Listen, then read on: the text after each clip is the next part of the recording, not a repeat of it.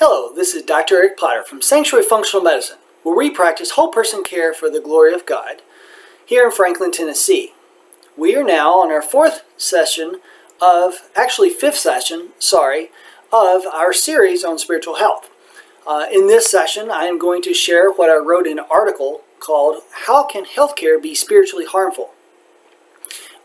Basically, just going to read that article to you and give you a little food for thought. So, reading on. A previous article suggested that some forms of healthcare could be spiritually harmful to Christians, but did not explain nor name names.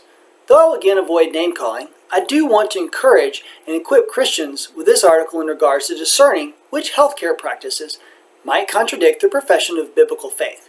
Christians are unaware of the philosophies which underlie many healthcare approaches and may find themselves not only receiving such care, but also accepting principles which contradict their biblical faith. The first ingredients to successful avoidance are knowledge and understanding. These critical possessions apply not only to biblical truth, but also to any therapies which are offered. On one hand, the Christian must know and understand the faith which they profess.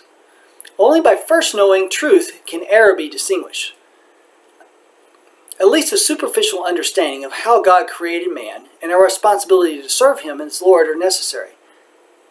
God did not create man to become a god through enlightenment, nor to be absorbed into either a universal consciousness or force. God did not leave open all things as permissible for man in this world, but requires man to obey what God spoke in his word. On the other hand, the Christian must know the worldview underlying the therapies being offered to them. These therapies may presuppose a view of man which contradicts the Bible. Is man nothing more than chemicals? Is man only a force of energy? Some therapies do presume such things. Other therapies may have no logical explanation except one of a supernatural origin other than the true God. For those therapies, God forbade divination because it subscribes to forces of evil. Second key ingredient is wisdom. Wisdom means that one applies such knowledge and understanding with care and skill. This skill requires patient development and patience with decision-making.